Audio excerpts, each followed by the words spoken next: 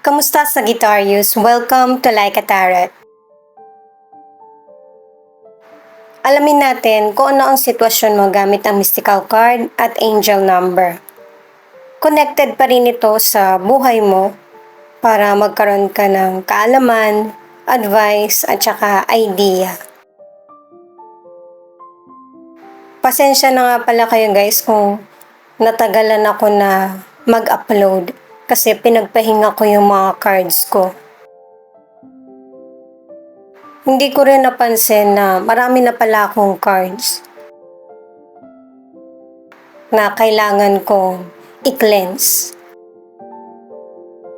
Kailangan ko muna kasing i-condition yung mga cards para tuloy-tuloy yung reading natin. Itong hope, anuman ang sitwasyon na kinasasangkutan mo ay huwag mawala ng pag-asa. Meron pa ring blessings, milagro na darating sa buhay mo. Malit man ito or malaki ay meron pa ring maitutulong para mag-progress yung buhay mo at saka makapag-isip ka ng better solution. Itong friendship, hindi lang mga friends mo yung ilan sa makakatulong sa'yo, kundi yung mga taong nasa paligid mo na para mahiwalay ka din sa problema na kinasasangkutan mo or gumugulo sa isip mo. Kasi base sa mga cards na ito, ang ilang Sagittarius, nafo-focus ka sa problems na hindi makakabuti sa iyo or hindi rin makakatulong.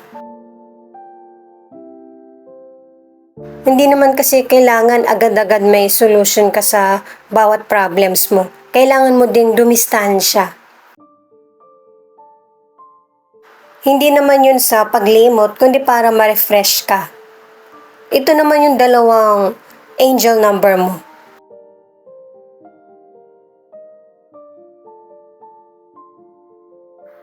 Connected din ito. You deserve a wild love from a gentle soul. Yung love na sinasabi ay yung idea at saka solutions. Affirm, when God gives you a new beginning, it starts with an ending. Be thankful for closed doors. They often guide us to the right one. Kung patungkol man sa love or personal challenges yung na-experience mo,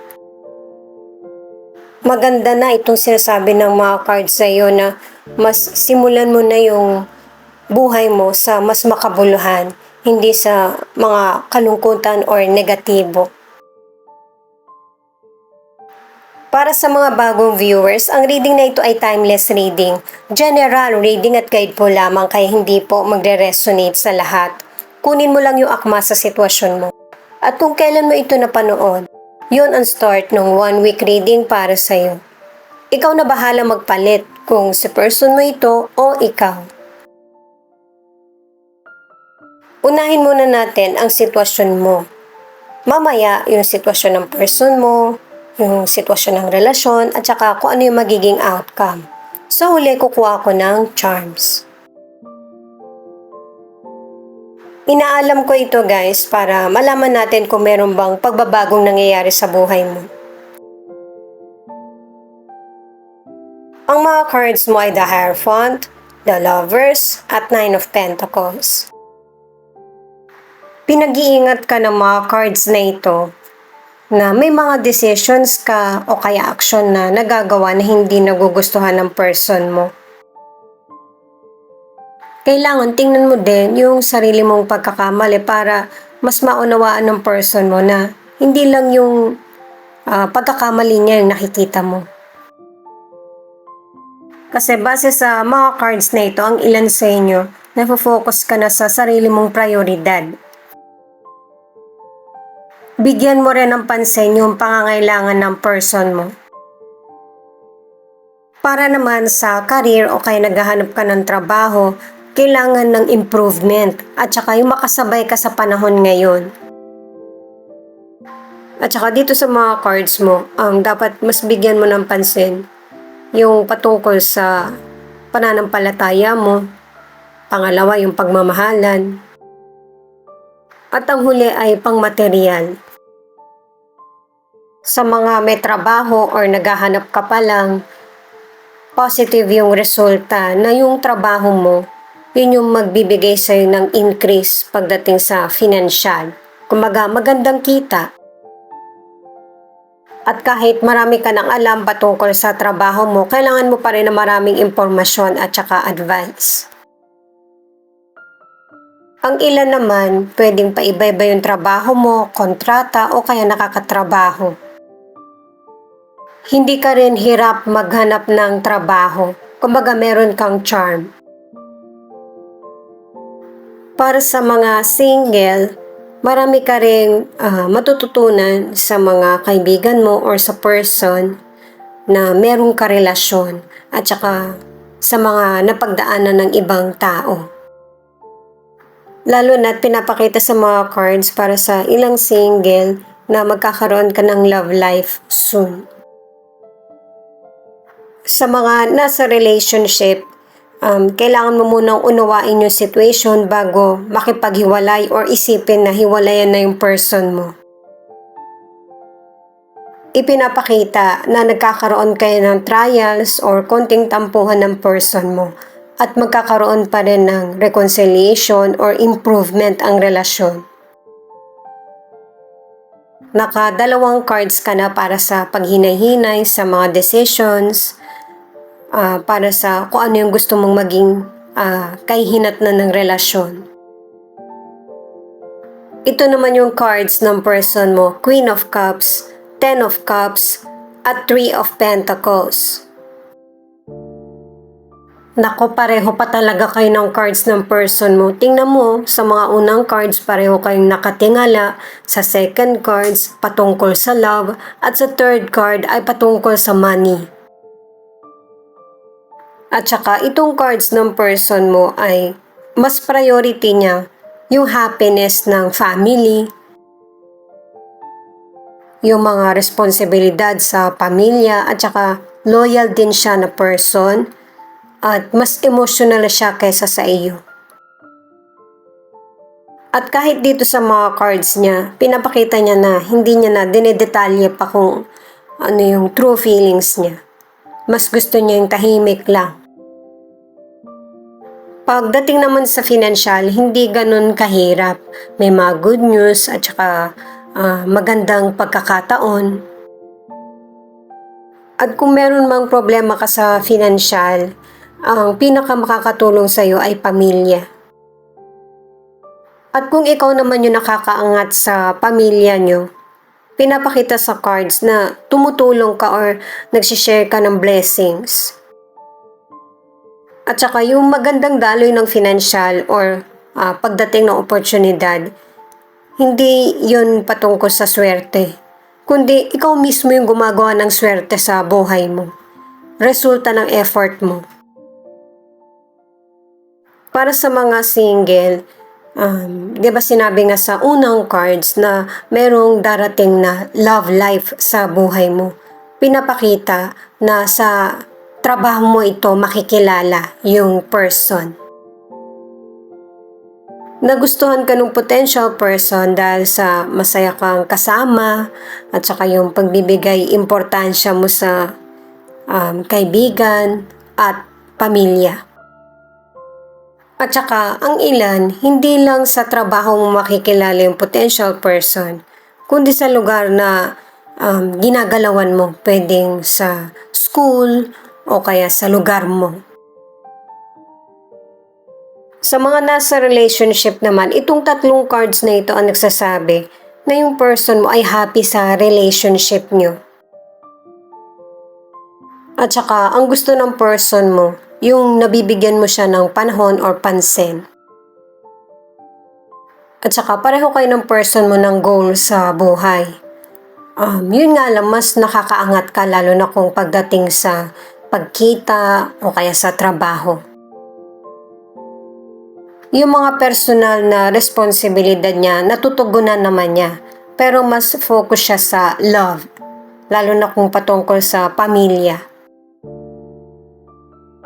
Guys, kunin nyo lang yung akma sa sitwasyon nyo at saka ikaw na rin magpalit kung si person mo ito o ikaw kasi general reading ito. Ito naman yung mga cards mo para sa relationship. Page of Swords, Ace of Cups, at Eight of Swords. Itong mga cards na ito para sa relationship, pinapayuhan ka na sobra ng yung ina-analyze yung problems mo, lalo na kung patungkol ito sa relasyon o sa mga bagay na gusto mo. Kasi kapag sobrang nag-iisip ka na sa mga negativity, hindi ka na makakapag-focus sa solution. Isipin mong maigi kung ano yung makakapagpasaya sa puso mo. At saka kahit naiisip mo na wala ng better solution sa mga situation mo, meron pa ring paraan. At ikaw lang yung makakapag-decide nito. Sa kalusugan, itong tatlong cards na ito ang nagsasabi na kailangan ng pahinga at saka yung katahimikan. Kailangan ipahinga yung isip. Kahit na meron kang illness o kaya pregnant ka, ito yung kailangan mo. Sa mga single, nakadalawang cards ka na darating yung love na para sa iyo. At itong love na ito ay hindi mo kailangan hanapin o hindi mo kailangan ipilit. Kasi ito yung nakatadhana at kusang darating sa iyo. Kaya kung mapapansin mo, yung ibang person na nagugustuhan mo, nilalayuan ka. Hindi dahil sa ayaw nila sa iyo, kundi hindi ito yung tamang panahon. At saka kahit sa angel number, pinakita rin na ang ilang single ay merong mga natapos na relasyon. Kahit napakahalaga nito sa iyo at ito yung nawala, meron pa rin mas magandang darating. Sa mga nasa relationship naman, kung nagkakaroon kayo ng matinding argumento ng person mo, matuto kayong maghinay-hinay o kaya wag na munang pag-usapan. At saka kung ang ilan sa inyo, hindi na talaga kayo magkasundo ng person mo, pag-isipan mong mabuti kung ano yung mga kakulangan.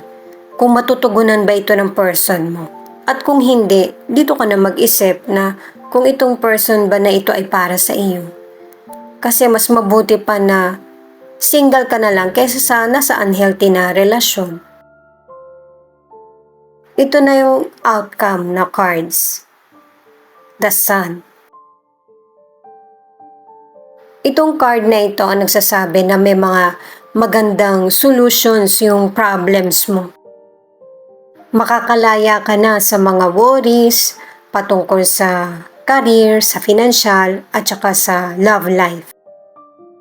At saka asahan mo na marami pang magandang mangyayari sa buhay mo.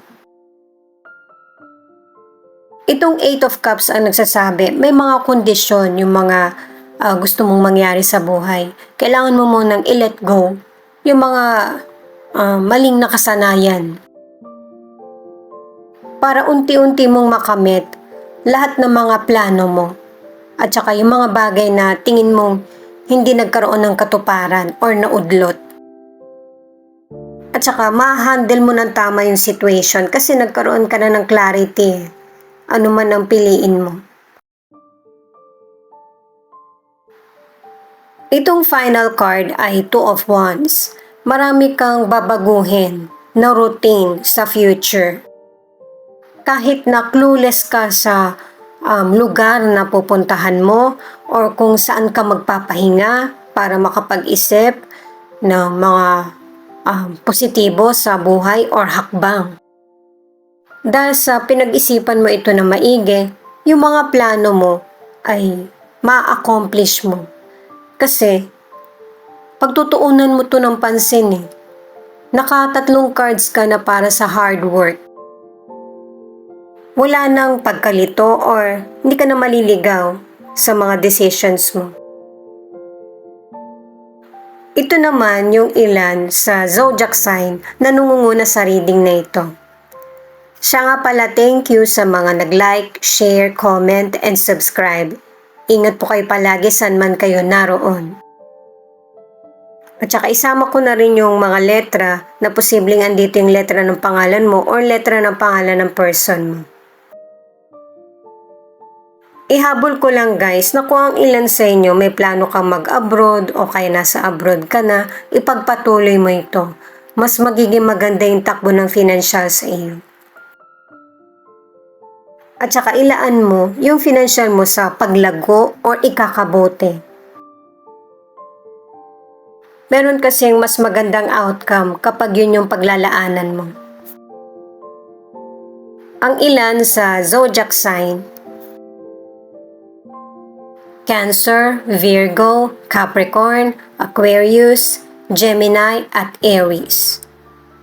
Ito naman yung ilan sa letra na posibleng andito yung letra ng pangalan ng person mo or letra ng pangalan mo.